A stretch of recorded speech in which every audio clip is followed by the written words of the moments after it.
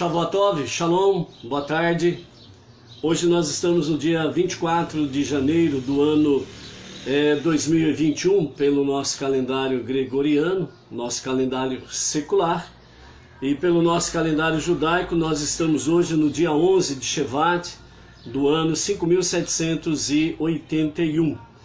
E pela graça bendita de Hashem, estamos iniciando a nossa tarde com a Torá, onde nós temos o nosso encontro diário e podemos dessa forma estarmos juntos, crescendo no conhecimento, no entendimento da Torá, de forma simples, objetiva, mas acima de tudo, procurando você e eu juntos, procurando estarmos aí cumprindo a nossa missão, que é trazer a luz da Torá para o mundo, trazer a luz da Shekhinah, da presença divina ao mundo, e dessa forma estarmos aí ombro a ombro com os judeus, conforme Sofonias 3:9, e estarmos juntos disseminando o verdadeiro monoteísmo nos quadrantes da terra, e assim estamos colaborando, contribuindo junto com os judeus e fazendo a nossa parte como Benei Noach, não judeus, que abraçaram a fé monoteísta segundo os 5 primeiros livros da Bíblia, e dessa forma levamos uma vida estilo judaica, junto com os judeus, para podermos aí fazer com que brevemente o justo Mashiach venha se revelar em nossos dias, e que seja para agora. Amém. Nós estamos aí iniciando a nossa 16ª Parashá, Beshalach, e a nossa 16ª Parashá, como nós fazemos, a nossa dados numéricos sobre as nossas Parashiot. Então hoje nós estamos iniciando a 16ª Parashá, Beshalach, ou deixado, ou expulsado, expulsos do Egito. E ontem, ao encerrarmos a nossa 15ª Parashá, Bo, nós completamos 1884 versículos estudados da Torá até aqui. E com essa Parashá de hoje que iniciamos e vamos até o próximo Shabat, Beshalach, teremos pela frente 116 versículos para estudarmos. E quando chegarmos no próximo Shabat, finalizando a nossa 16ª Parashá, então 1884 versículos mais 116 que estudaremos essa semana, nós estaremos aí concluindo nessa semana 2000 versículos estudados da Torá até o presente momento, Então agradecemos a Hashem por podermos chegar até aqui, e juntos estarmos aí cumprindo a nossa missão, trazer a luz da Torá, a luz da presença divina, e ao cumprirmos a nossa missão junto com os judeus, que estejamos aí colaborando para que a revelação do justo Mashiach seja o mais rápido possível para os nossos dias, para agora. Amém. O nome da nossa Parashá é Beshalach. Ela traz para nós que é expulsar ou deixar sair os judeus. A Torá diz que o faraó mandou embora o povo judeu do Egito, porque eles não quiseram ir por conta própria, porque havia aqueles entre os judeus que não quiseram deixar o Egito, e só porque o faraó os despachou é que eles partiram. Nós temos aqui duas qualidades de judeus que não quiseram deixar o Egito.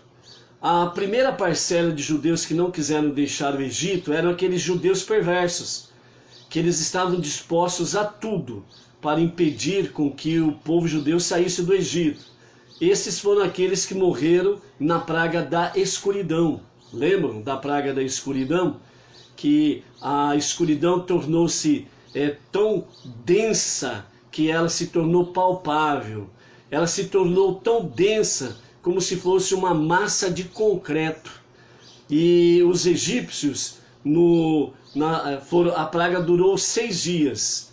3 dias, uma intensa escuridão, onde os egípcios mal podiam se mexer, e eles podiam avistar algum vulto passando, mas eles não conseguiam distinguir quem é que estava passando por ali. Na segunda parte, quando findou os 3 primeiros dias e iniciou os próximos 3 dias, a escuridão se tornou tão densa como uma massa de concreto. Então, quando começou esse segundo período de densa escuridão, então os egípcios, onde eles estavam, é como se eles tivessem sido concretados naquele lugar, concretados com a densa escuridão. Quem estava em pé não podia sentar, quem estava sentado não podia levantar, quem estava deitado tinha que ficar, não tinha como realmente se levantar. A densa escuridão ela se tornou palpável. Foi nesse momento em que Deus ele matou aqueles judeus perversos que estavam determinados a não sair do Egito e também impedir que o povo saísse. E aqui nós temos uma segunda qualidade de judeus que não queriam sair do Egito. Essa segunda categoria aqui eram aqueles que eles não iam impedir o povo de sair e nem iam provocar ali uma animosidade ou atritos, conflitos que pudessem impedir com que realmente os judeus pudessem sair do Egito. Mas eram aqueles judeus que eles estavam em dúvidas, eles acreditavam em Moisés como o Redentor enviado pelo Eterno, eles acreditavam no Deus único, etc. e tal. Mas naquele momento eles estavam em dúvidas. Por quê? Porque eles iriam sair do Egito para o deserto, para uma terra prometida, e eles não tinham nenhum mapa, não tinham bússola, não tinham GPS, iam sair para o deserto. E como isso para o deserto? Que rumo que nós vamos tomar? Como que nós vamos para essa terra prometida? Qual é o norte? Qual é o sul? Qual é o leste? Qual é o oeste? Não temos bússola, não temos GPS. E como que nós vamos? Então essa categoria aqui de judeus eram aquelas que, melhor dizendo, eram aqueles judeus que estavam em dúvidas.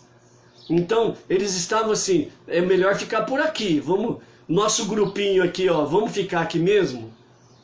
Então isso começou a dar uma retardada na saída do povo do Egito. Aí o faraó chegou e fez o quê? Mandou o seu exército, ó, todo judeu, manda embora, expulsa. Não vai ficar no Egito nenhum judeu, expulsa todos. E aí eles não tiveram outro meio a não ser realmente ir junto com aqueles cerca de 3 milhões de pessoas e sair para o deserto. Então por isso Bechalar significa expulsou. O faraó expulsou todos os judeus. Nesse sentido aí, ok? Mas como pode ser que uma paraxá repleta de maravilhas que nós vamos contemplar nessa paraxá durante a semana, também além de maravilhas, milagres, nós vamos contemplar, ela tem um nome tão negativo, né? Expulsou, Bechalar. Nessa paraxá, nós lemos que o mar se abriu, o maná desceu dos céus, a água saiu da rocha, e ainda assim, todos esses privilégios são conhecidos como parte de Bechalar, uma palavra que expressa elementos negativos dentre o povo judeu, que eles não desejaram sair ou deixar o Egito.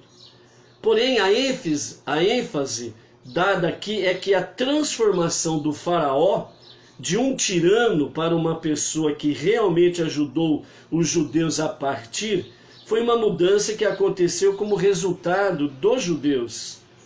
Já que muitos judeus acreditaram em Moshe e seguiram a ordem de Deus, eles não só superaram a oposição do mundo não judaico, o egípcio, mas suas boas ações, na verdade, fizeram com que o seu inimigo se transformasse em um ajudante.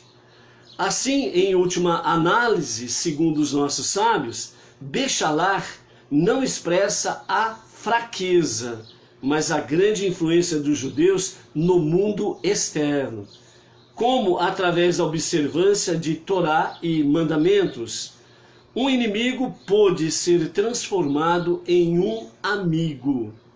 Dito isto, segundo os nossos sábios, podemos aprender uma lição poderosa para a nossa vida diária.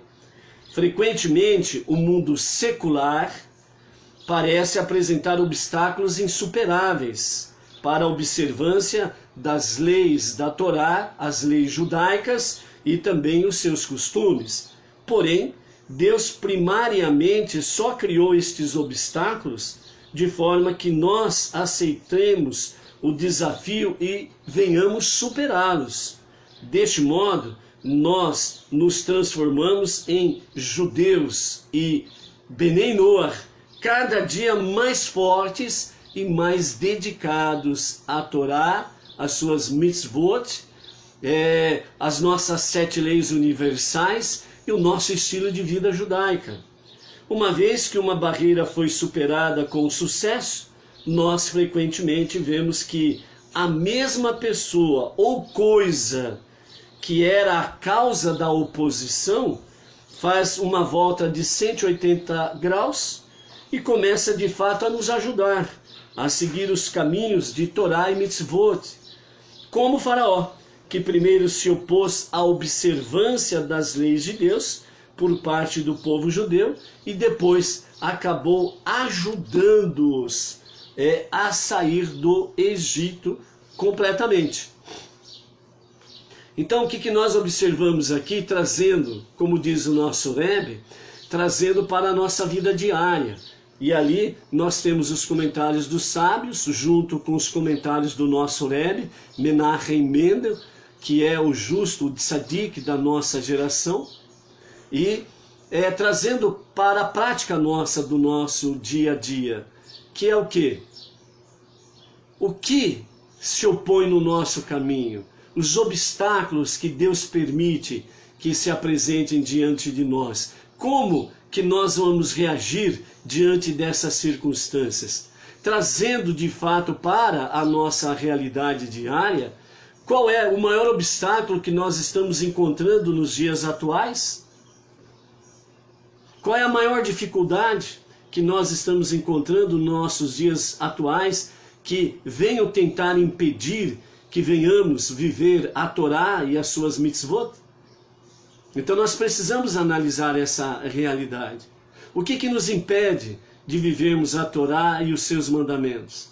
O que tenta, melhor dizendo, nos impedir de disseminarmos o monoteísmo à luz da Torá, à luz da presença divina? Hoje, sem sombra de dúvidas, o maior obstáculo que nós estamos tendo pela frente é exatamente essa questão que está assolando o mundo nos dias atuais. Essa dita cuja de doença que está aí, junto com aquele bichinho que está por aí, estão cada vez mais disseminando o medo, o pavor, o terror, e cada vez mais, as notícias são notícias fúnebres, mas não dão valor à vida, dão valor à morte, não dão valor àquilo que é positivo, dão valor àquilo que é negativo, não dão valor àquilo que traz a luz, mas valorizam a escuridão, as trevas. Não valorizam aquilo que é santo, aquilo que é separado, e valorizam aquilo que é profano, mundano. Não valorizam a transparência, mas valorizam aquilo que é feito na madrugada, debaixo do pano. Não valorizam o ser transparente e incorruptível, mas valorizam aquilo que é obscuro e corrupto. Não valorizam a liberdade, mas valorizam o ficar preso em casa. E as pessoas estão perdendo a liberdade. Então é tempo de nós vermos estas coisas e olharmos aquilo que é positivo. Aquilo que é positivo, mais de 8 milhões de pessoas já foram curadas só no nosso país. Só no nosso país, mais de 8 milhões de pessoas foram curadas. Outras tantas milhões de pessoas já pegaram o bichinho, não sentiram absolutamente nada. Lamentamos, sim, as mortes e os entes queridos que aqui permaneceram vivos e que perderam os seus queridos. Entre eles, eu coloco a minha família, porque a minha família, nós perdemos o nosso irmão mais velho, muito querido, por causa desse bichinho aí. Então nós não estamos falando sem propriedade da dor e sem propriedade de conhecimento das Escrituras. Ontem nós vimos, o dia 10 de Shevat, o que a exemplo do nosso sexto Rebbe, Yosef Yitzhak, passando por 2 guerras mundiais, passando pela cortina de ferro, vendo os seus sendo presos, torturados, mortos, e ele não ficou dentro de casa, ele não ficou prisioneiro no seu quadrado, ele ia lá no chamado Tribunal da Morte, ele ia lá procurar os seus, ele ia lá para resgatar os seus. Ele não obedeceu à ordem, aliás, diga-se de passagem, a absurda ordem em que priva a tua liberdade de ir e vir. Ele não obedeceu à ordem absurda. Você não tem liberdade de ir e vir, mas ele foi o nosso sexto Rebbe. Temos também o exemplo do próprio sétimo Rebbe, Menachem Mendel. O seu pai também passou por poucas e boas atrás das cortinas de ferro. Só quando chegaram no conhecido mundo da liberdade, os Estados Unidos, é que tiveram um pouco mais de tranquilidade nesse aspecto. Então aqui a lição para nós de Bechalach é aprendermos a tirarmos luz da escuridão, aprendemos a tirar aquilo que é positivo do negativo, aprendemos a tirar forças onde está a fraqueza, é aprendermos que realmente nós não dependemos de proteção humana, nem de líderes e de governantes. A nossa proteção está somente em Deus. Só Ele pode nos dar proteção 100%. Hoje nós vemos aí discussões de remédios e vacinas procurando aquele que é 100%. E a própria medicina mostra e prova e comprova que não existe nenhum remédio que é 100%.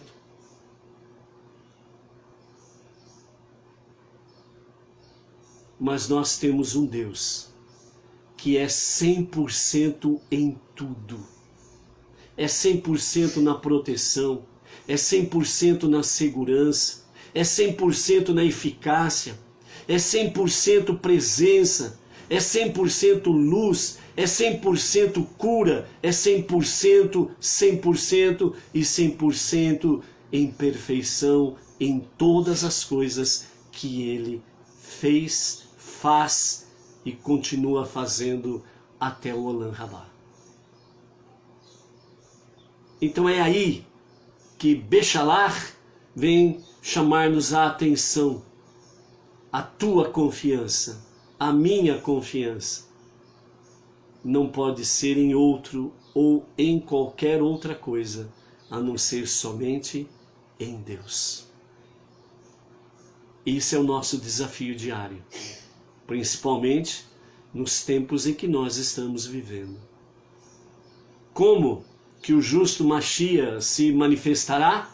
Se nós nos escondermos, se nós ofuscarmos a luz, se nós fecharmos o livro, se nós fecharmos a nossa vida,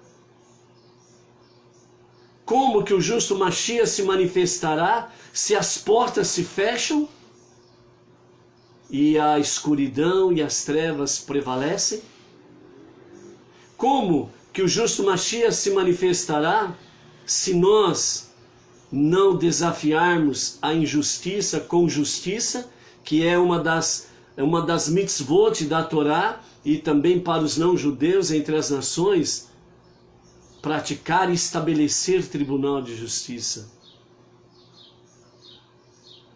Como que vamos ajudar que o justo Mashiach se manifeste se nós não praticarmos a bondade? Então esse é o nosso desafio diário, amados. E depende de cada um de nós. Por isso, o nosso desafio diário é vencermos os nossos medos e os nossos fantasmas. É um desafio diário. Como muitos que têm poder aquisitivo, não depende nem do Estado, nem depende de patrão, ou não depende de empregos, no sentido de que ficando em casa o seu dinheirinho, o seu salarinho cai religiosamente mensal, há uma certa tranquilidade em obedecer ordens absurdas, não é verdade? Mas quem depende, como diz o ditado popular, né? Tem que matar um leão por dia para trazer o pão e o arroz e o feijão para a sua mesa em casa, complicou a situação, não é verdade? Como que as pessoas terão esperança se você, que conhece a verdade, que conhece o Deus verdadeiro, que conhece a palavra da verdade, os 5 primeiros livros da Bíblia, como que eles terão esperança se você mostrar que não tem esperança? Como que o mundo envolto em escuridão e trevas poderá a luz brilhar se você permitir que a luz que há em ti ela seja ofuscada e quase apagada? Como que o mundo que está na corda bamba sem segurança, como que eles poderão ter segurança ou buscar segurança se você simplesmente se mostra inseguro e não confia na segurança que Deus te dá?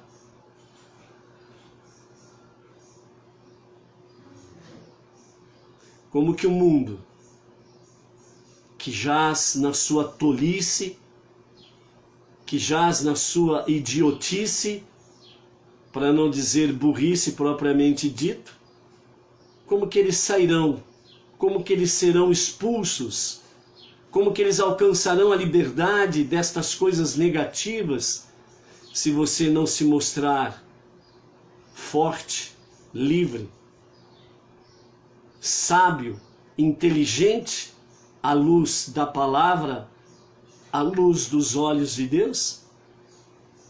Este é o nosso desafio diário. Porque este no singular e não no plural, se falamos tantas coisas?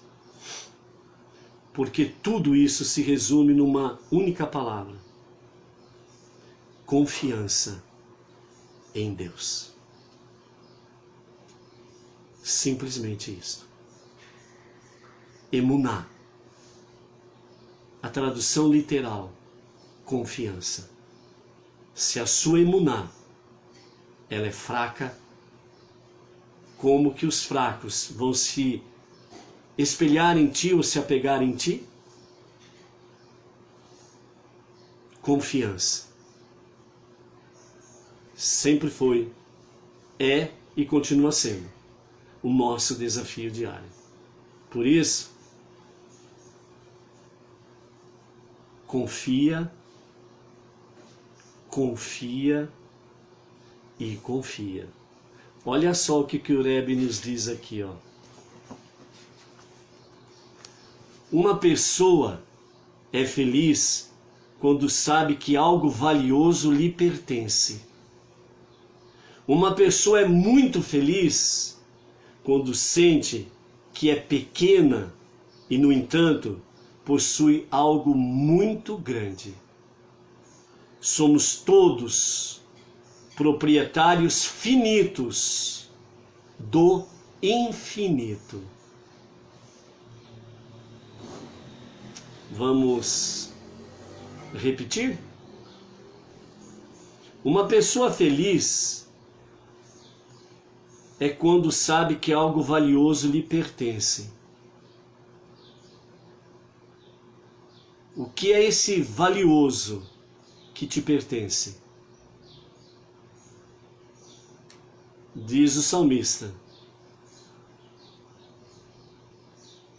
que na terra não há algo mais precioso para ele do que Deus. Uma pessoa é feliz quando sabe que algo valioso lhe pertence. Não somente Deus, mas quando você realmente vê essa questão, você vê o quê? A redenção do Mashiach e o Olam Rabá. A verdadeira vida para se viver. Estamos apenas fazendo estágio no momento. Segunda questão. Uma pessoa é muito feliz quando sente que é pequena, mas que, no entanto, possui algo muito grande. O que é esse muito grande que pertence a você? Deus, a redenção no Mashiach e o Olam Rabá, o mundo vindouro. Terceira questão que o Rebbe nos diz. Somos todos proprietários finitos. Por que finitos? Porque esta vida que estamos vivendo no momento, ela é finita. És pó e ao pó tornarás a voltar. Mas nós somos proprietários finitos do infinito. Qual é o infinito? A redenção com o justo Mashiach e o Olam Rabá. Porque isto espelha o nosso Deus que é Ein Sof, o infinito. Se você confia nisto, se você tem emuná nisso, então, qual é o medo de deixar o Egito? Qual é o medo de sair do Egito? Qual é o medo?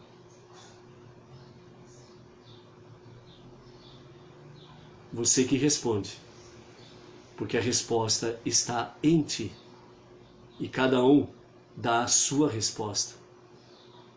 E por isso, na Torá, Deus diz de forma bem clara: coloco diante de vós a vida e a morte.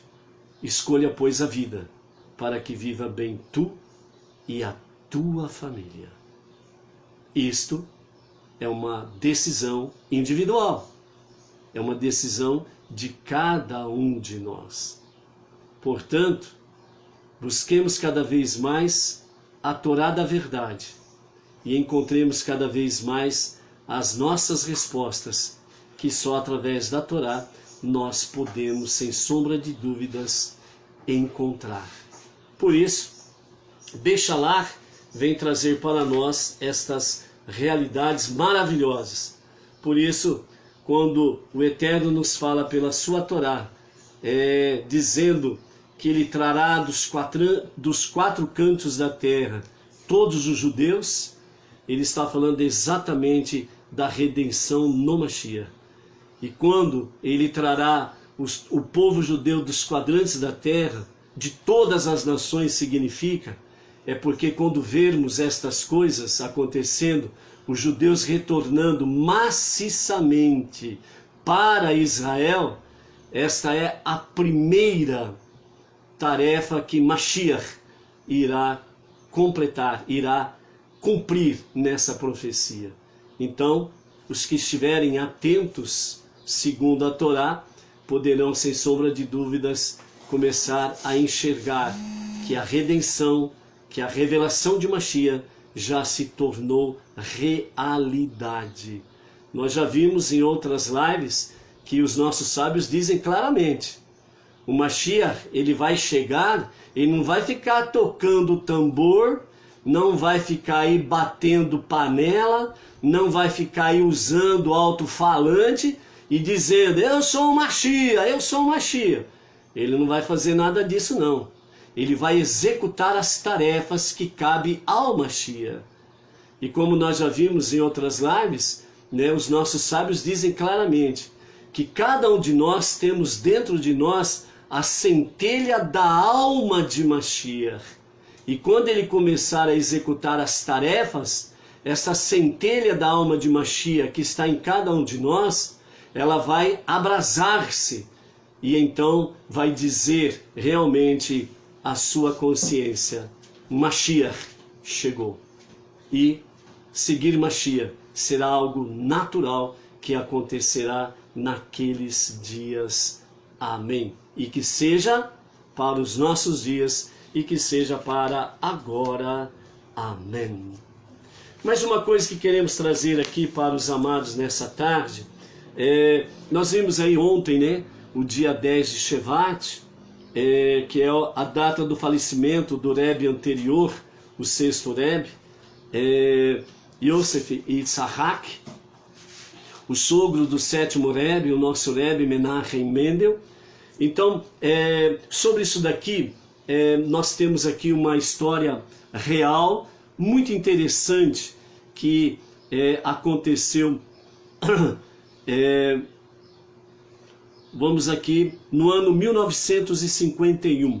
O movimento Lubavitch, no ano 1951, literalmente, o nosso Rebbe Menachem Mendel, ele assumiu a liderança do Hassidismo, e assim, a própria Parashá Beshalach, ela está ligada exatamente com o dia 10 de Shevat, e automaticamente está ligado diretamente à questão: o sol se põe e o sol nasce. Sexto Rebbe, sétimo Rebbe. Essa história está ligada exatamente nesse período, e é um tipo de abertura do Mar Vermelho que é proporcionada pelo Moshe Rabbeinu de nossa geração, o Rebbe de Lubavitch. Então aqui essa história que nós vamos contar, real, pois tem nome e tem data, nos fala exatamente que o nosso Rebbe, Menachem Mendel, ele foi como o Moshe, nos dias do Moshe anterior, em que o mar foi aberto.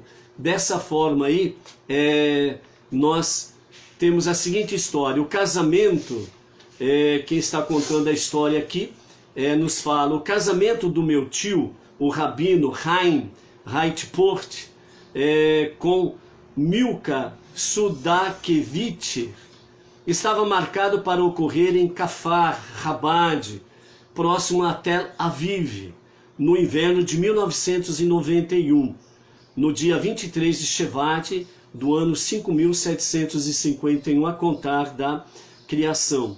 Poucas semanas antes do casamento, começou a guerra entre os Estados Unidos e o Iraque, que ficou conhecida como a Operação Tempestade no Deserto. Acredito que todos já sabem do que estamos falando. Todos ficaram preocupados. Será que a família inteira deveria ir ao casamento em Israel ou não? Meu avô, o rabino Yitzhak Reitport, meu pai e meu tio Chaim, foram juntos ao Rebbe na Avenida Stern Parkway 770, Brooklyn, lá nos Estados Unidos, num domingo, no dia 9 de Shevat, onde pretendiam ver o Rebbe, pedir sua bênção e receber uma nota de $1 de sua mão, para então trocar por uma outra nota que deveria ser distribuída como caridade. Havia muitas pessoas do que habitual naquele domingo, porque naquela noite começaria exatamente o aniversário do falecimento do sexto Rebbe, o sogro do Rebbe Menachem Mendel, e o 40º aniversário do coroamento do Menachem Mendel como seu sucessor. Quando chegou a vez do meu avô, um dos secretários do Rebbe informou ao Rebbe que ele celebraria um casamento dentro de 2 semanas em Israel. E o Rebbe perguntou ao meu avô se todos na família estavam indo para o casamento.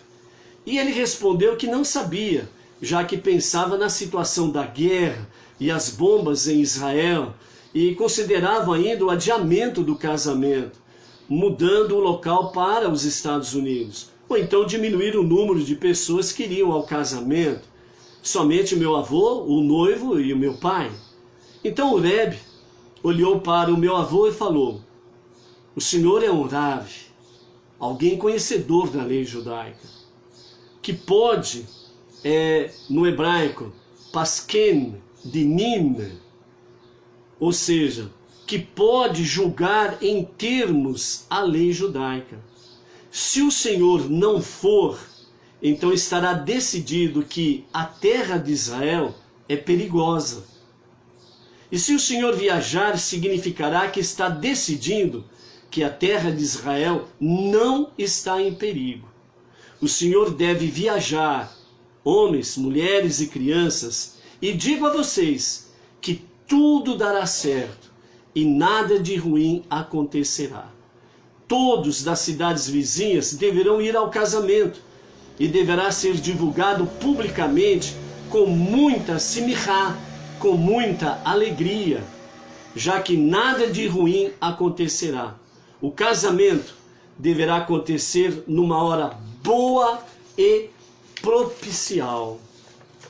Acompanhados então pela bênção do Rebbe, meu tio, pai e família inteira viajaram para Israel. A bênção se tornou pública e foi até transmitida pelo rádio por todo Israel, dando ao povo judeu na terra de Israel um alívio, uma força e segurança enorme e muito necessitada naqueles tempos assustadores de bunkers, abrigos selados, máscaras de gás e ameaça de guerra química. Embora tivessem que começar a cerimônia mais cedo e terminar as festividades antes do horário previsto, para que as pessoas pudessem retornar para suas casas antes que ficasse muito tarde, por medidas de segurança, o casamento se desenrolou normalmente. E exatamente às 19h14, a cerimônia foi realizada na grande área, em frente à sinagoga principal de Kfar Chabad. As celebrações e as danças duraram até as 23h30.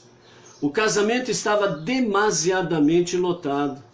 Meu pai ficou curioso em saber quem era a maioria dos convidados, já que não eram nem da família do noivo, nem da família da noiva. Quando meu pai perguntou para certas pessoas o que as tinha trazido até a festa, lhe explicaram que a bênção do Rebbe tinha sido divulgado na rádio, encorajando as pessoas das cidades vizinhas a participarem dessa ocasião especial de Kiddush Hashem, santidade a Hashem. Baruch atah Adonai Eloheinu melech haolam asher hakol nהיה bidvaro.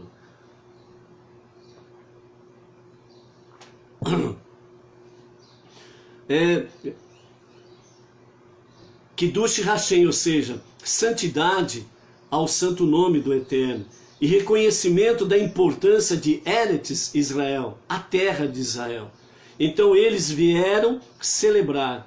Depois do fim da festa, meu pai e outros membros da família ficaram esperando do lado de fora para voltar ao seu hotel em Jerusalém, quando apareceu um grupo de soldados locais, e junto com ele estava um soldado que tinha acabado de voltar do serviço na bateria antimíssil Patriot, logo ao lado de Kfar Chabad.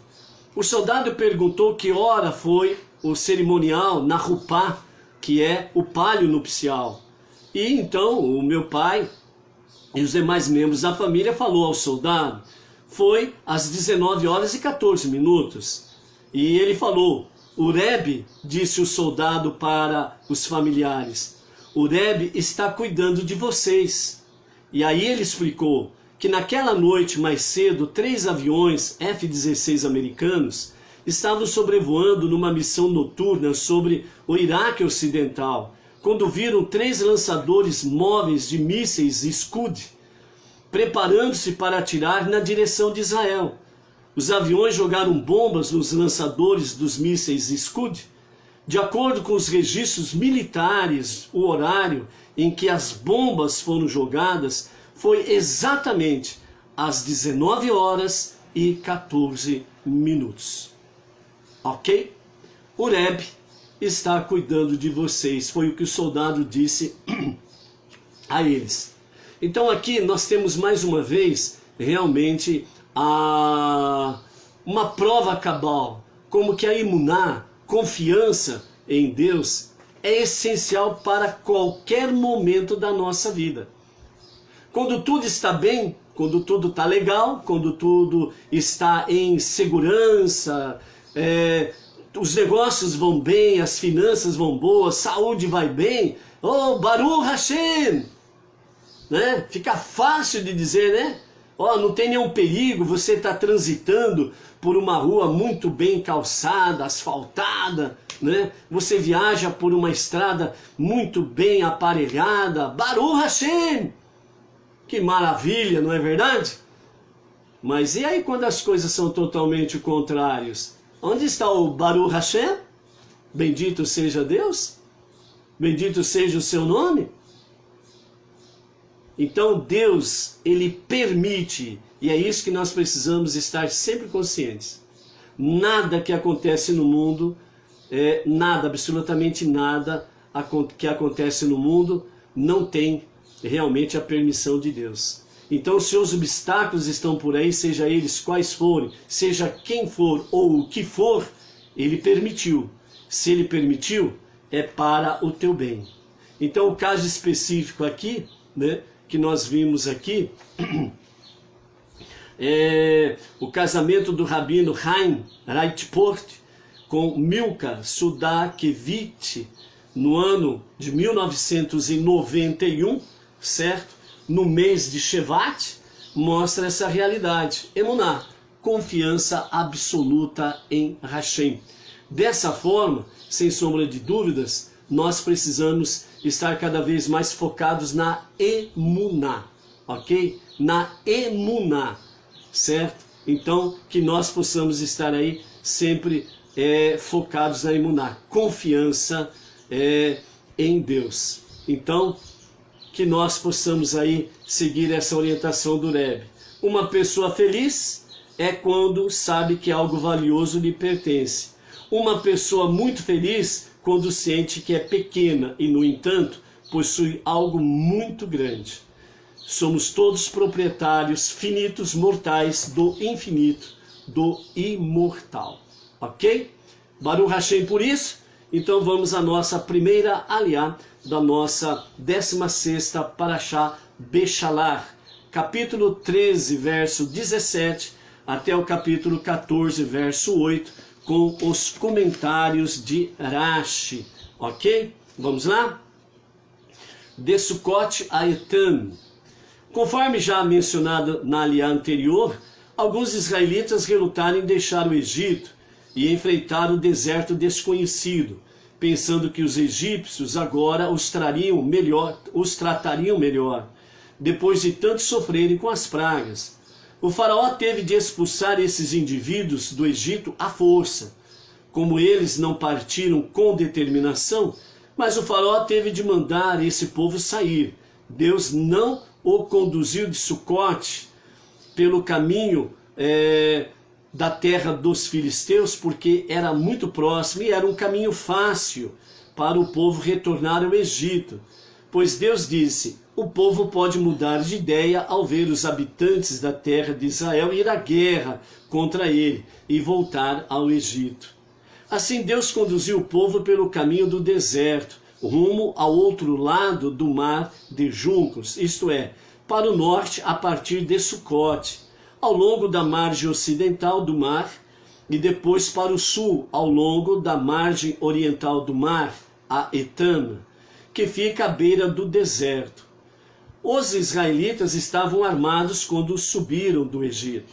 Moisés levou consigo os ossos de Iosif e de seus irmãos, porque Iosif fizeram os filhos de Israel jurar que eles, por sua vez, fariam seus descendentes jurar, dizendo: Deus certamente se lembrará de vós e de vossos descendentes, e quando isso acontecer, vós ireis fazer os vossos descendentes levar os meus ossos daqui, juntamente com os vossos. Então, no dia 16 de Nissan, eles partiram de Sucote e acamparam em Etam, à beira do deserto. De Sucote em diante, Deus ia à frente deles de dia em uma coluna de nuvem, para que ela pudesse guiá-los pelo caminho, e de noite em uma coluna de fogo, para que este pudesse dar-lhes luz, de modo que viajassem dia e noite. Além de guiá-los, a coluna de nuvem aplainava o solo e matava todas as cobras e escorpiões que estivessem no caminho. Afora, a coluna de nuvem que ia à sua frente, Deus envolveu o povo pelos 4 lados, por cima e por baixo, com nuvens que protegiam dos elementos atmosféricos e de ataques. Eles também expeliam todo aquele que cometesse um pecado, dando assim às pessoas retorno constante sobre sua condição espiritual. Pelo mérito de Arão, essas nuvens serviam ainda como guarda de honra, circundando o povo mesmo, quando não era necessário protegê-lo de uma direção específica. Como guarda de honra, as nuvens também também lavavam e passavam as roupas das pessoas. As nuvens não envolveram a multidão misturada que acompanhava o povo. Em homenagem a essas nuvens, o povo denominou o local Sucote, abrigos protetores. Deus não tirava a coluna de nuvem de dia, nem a coluna de fogo de noite da frente do povo. Nenhuma das colunas desaparecia antes que outra surgisse para tomar o seu lugar. Embora rumasse para o interior do deserto, a maioria do povo não perguntou a Moisés como sobreviveriam ali, confiando plenamente que Deus os proveria. Capítulo 14. No dia seguinte, 17 de Nissan, Deus falou a Moisés dizendo: apesar de que os egípcios sofreram muito por causa das pragas, apenas seus primogênitos morreram. Os demais ainda não receberam o castigo que merecem por terem escravizado os israelitas. Além disso, enquanto o exército egípcio subsistir, os israelitas nunca se sentirão inteiramente livres de sua ameaça. Portanto, fala aos israelitas e que regressem a Sucote, viajando primeiramente para o norte, ao longo da margem oriental do Mar de Juncos, e depois para o sul, ao lado de sua margem ocidental, e acampem no vale diante dos 2 picos da Pitom original, que doravante será conhecida como Pi Hahirote, ou seja, Boca da Liberdade. Pois é aí que farei morrer o restante dos egípcios, e assim libertarei os israelitas completamente. Manda o povo acampar entre Migdol e o mar, parando diante do monumento de Baal-Tsefon, o único ídolo egípcio que eu deixei intacto, a fim de despistar os egípcios, fazendo-os pensar que ainda tem alguma esperança de vencer-vos. Acampareis defronte a ele, voltados para o mar. Quando souber que estão retrocedendo, o faraó dirá sobre os israelitas: estão encurralados na terra, o deserto fechou-os, e eles não têm noção de como escapar dali. Tornarei o faraó obstinado, e ele os perseguirá, Então serei glorificado aos olhos do mundo por meio do fim que o faraó e todo o seu exército sofrerão, e os egípcios, tanto os que morrerão aqui como os que permanecerem no Egito. Finalmente saberão que eu sou Deus. Como o faraó deu início à vossa escravização, será o primeiro a morrer. Embora parecesse que recuando eles caminhariam diretamente ao encontro do perigo, os israelitas assim fizeram, dizendo: confiamos plenamente em Moshe. Chegaram a Sucote no mesmo dia e esperaram. No dia seguinte, 18 de Nissan, os oficiais que o faraó enviara com os israelitas viram que o povo, embora se movimentasse em direção ao Egito, não havia retornado a Goshen. Portanto, foram comunicar ao faraó. Quando foi informado ao rei do Egito que o povo fugira, o faraó e seus cortesãos mudaram de ideia em relação ao povo, pensando em todos os bens que lhes tinham emprestado, entre aspas. E eles disseram: o que fizemos mandando embora Israel de nossos serviços? E no dia 19 de Nissan, o próprio faraó atrelou seu carro e convenceu seu povo a ir com ele. Lembrou-lhes o quanto tinha sofrido por causa dos israelitas, e que os israelitas desonestamente se havia evadido com os seus bens. Além disso, prometeu que os comandaria pessoalmente na batalha e repartiria igualmente os despojos com todos. Abrindo um parênteses aqui, lembre que o faraó, ele, no momento que estava acontecendo a praga da morte dos primogênitos, e um grande choro, lamento, dor, e se levantou em todo o Egito, porque todas as casas egípcias havia no mínimo um morto. Então o faraó mandou definitivamente com que Moisés levasse todo o povo e todos os seus pertences e todos os seus gados. E foi nesse momento em que selou definitivamente, quando os israelitas foram pedir aos egípcios, provisões, bens de ouro, prata, pedras preciosas e roupas, e eles voluntariamente deram ao povo israelita. E teve aqueles judeus que ainda resistiam por sair. E o faraó fez o quê? Mandou que todo o seu exército expulsasse e que não ficasse na terra do Egito nenhum judeu. Então todos foram expulsos da terra do Egito. Mas depois de algum momento em que abaixou um pouco mais a poeira no Egito, e então os soldados vão ao faraó e diz que na terra de Goshen não há mais nenhum israelita, porque o faraó mandou expulsar. Então o que acontece? Naquele momento o coração do faraó se endurece ainda mais, e ele convence o povo que os israelitas estavam fugindo com os pertences deles, que eles tinham furtado, roubado os pertences deles, sendo que tudo foi dado voluntariamente, e eles foram expulsos pelo faraó para que saíssem do Egito. Mas vejam, quando um líder ele se torna de fato um ditador e se coloca numa posição como se fosse Deus, e as pessoas o seguem cegamente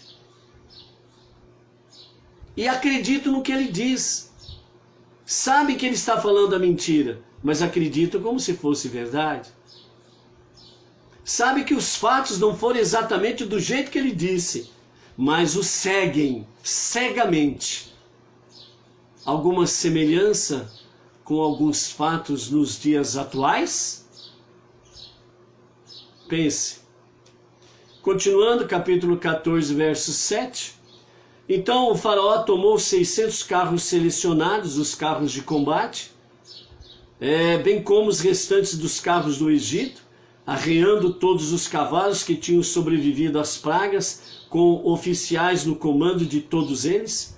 Confiantes na vitória, os egípcios enfeitaram seus cavalos prodigamente, com ornamentos de ouro e prata e pedras preciosas. Esses eram os egípcios tementes a Deus, que se tinham esforçado para salvar os seus animais das pragas. Lembro lá da praga da peste dos animais, que ficassem fora dos estábulos e colcheiras, se ficassem no campo seriam todos mortos pela peste? Aqueles que atentaram à palavra de Deus, ou seja, temeram a Deus, certo? Eles guardaram as suas criações. E esses que temeram a Deus são os que ofereceram os seus cavalos para os carros de combate do faraó. Então estes eram os egípcios tementes a Deus, que se tinham esforçado para salvar seus animais das pragas. Porém os mesmos tais egípcios mereciam morrer, porque odiavam furiosamente os israelitas, o que é evidenciado pela prontidão com que oferece os seus animais ao faraó. E os haviam perseguido com sadismo. Por isso Deus compeliu o faraó a levar esses indivíduos à batalha a fim de eliminá-los. Antes de partir, o faraó hesitou momentaneamente, mas Deus tornou o faraó, rei do Egito, obstinado, e ele perseguiu os israelitas. Levou 2 dias, 19 e 20 de Nissan, para alcançá-los. Em contraste com a hesitação do faraó, os israelitas haviam saído triunfante, confiantes na capacidade comprovada de Deus para vencer os egípcios, né? Então, de forma triunfalmente, os israelitas estavam se postando, quer dizer, eles estavam confiando na palavra de Deus e estavam dispostos a enfrentar os egípcios, né? Então aqui, no verso 8, capítulo 14, verso 8, nós encerramos a nossa primeira aliá. E dessa forma, nós estamos aí então iniciando, sem sombra de dúvidas, a nossa 16ª Parashá. E vamos ter aí, amanhã já vamos ter aí a questão, né, sobre a abertura do mar de juncos, erroneamente traduzido como Mar Vermelho. E aí nós vamos ver o que acontece, né? Como que o povo judeu passa pelo mar em seco, né? Que forma que foi isso? Como que aconteceu? Se nós temos aí uma visão, segundo os nossos sábios, em torno de 3 milhões de pessoas, como passariam aquele abertura do mar dos juncos? E o exército, né, com o faraó à sua frente, e todo o seu exército, e todo aquele povo perverso, que odiavam realmente os israelitas, o que eles vão fazer nessa sequência dos fatos? Qual o significado que tem para nós nos dias atuais? Onde que nós nos encaixamos dentro de toda esta realidade da Torá? Onde está a tua emuná? Onde está a tua confiança? Está numa palha que levemente fica na superfície das águas? A sua emuná está numa tábua que passa boiando? A sua emuná está em alguma pedra, em alguma rocha? Onde está a tua emuná? Onde está a tua confiança? Temos uma semana de grandes desafios pela frente. Que Hashem conceda a você e a sua família proteção, saúde, vigor, força, luz e emuná, e emuná, e emuná. Confiança, confiança e confiança, para que você seja um vencedor a cada momento do seu viver. Seja forte, seja luz. Shalom, shalom.